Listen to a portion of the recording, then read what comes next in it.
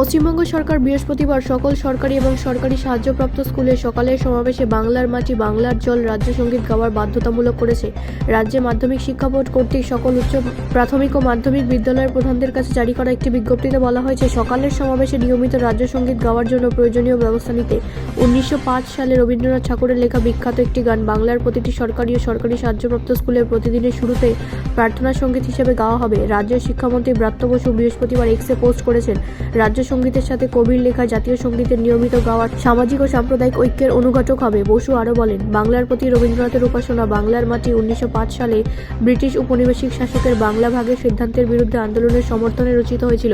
মুখ্যমন্ত্রী মমতা বন্দ্যোপাধ্যায় 2023 সালের সেপ্টেম্বরে বাংলার রাজ্য সঙ্গীত হিসেবে উপযুক্ত সুর বেছে নেওয়ার জন্য একটি নাগরিক সম্মেলনের আয়োজন করেছিলেন। রাজনৈতিক দল, ধর্মীয় নেতা এবং বিশিষ্ট নাগরিকদের প্রতিনিধিদের সমন্বয়ে গঠিত সেই সম্মেলনে বাংলার মাটিকে অপ্রতিরোধ্যভাবে সমর্থন জানানো হয়েছিল। সেই বছরের শেষের দিকে একটি বিধানসভা অধিবেশনে একটি প্রস্তাব গৃহীত হয়, যা এটিকে রাজ্য সঙ্গীত করে তোলে। এরপর বাংলা একটি আদেশ জারি করে জাতীয় সঙ্গীতের সাথে সমস্ত রাজ্য অনুষ্ঠানে এটি বাধ্যতামূলক করা হবে।